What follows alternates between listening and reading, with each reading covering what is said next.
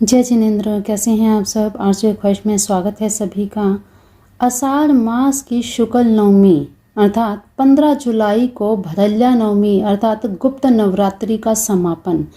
गुप्त नवरात्रि के समापन के साथ ही ये अबूझ मुहूर्त विशेष रूप से माना जाता है कि उत्तर भारत में इस मुहूर्त पर विवाह आदि मंगल कार्य किए जाते हैं। वैसे भी इस दिन गुप्त नवरात्र समाप्त होते हैं, जिस कारण से इस तिथि का विशेष महत्व है।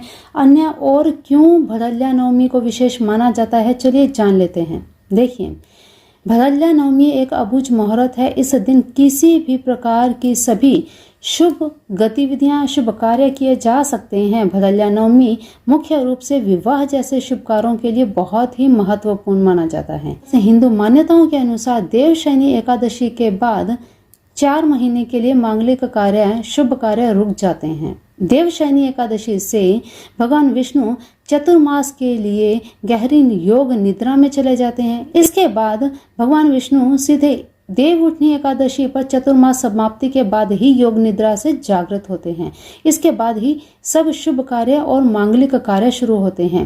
वैवाहिक जीवन का प्रारंभ बिना भगवान लक्ष्मी नारायण के आशीर्वाद से संपन्न नहीं माना जाता। इसी कारण भगवान श्री लक्ष्मी नारायण के योग निद्रा में होने से कोई शुभ कार्य नहीं किए जाते। विवाह के साथ होने वाले अन्य शुभ कार्यों का समापन होने में कम से कम 1-2 दिन तो अवश्य लग ही जाते हैं और देवशयनी एकादशी तक सारे शुभ कार्य संपन्न भी हो जाते हैं और होना आवश्यक भी है। इसीलिए शुभ कार्य हेतु देवशयनी एकादशी से तुरंत बिल्कुल पहले सबसे शुभ तिथि भरल्या नवमी को ही माना गया है, क्योंकि इस समय माँ भगवती दुर्गा के गुप्त नवरात्रि समाप्त होती है और साथ ही चतुर्मास 2 ही दिन बाद चतुर्मास लग जाते हैं।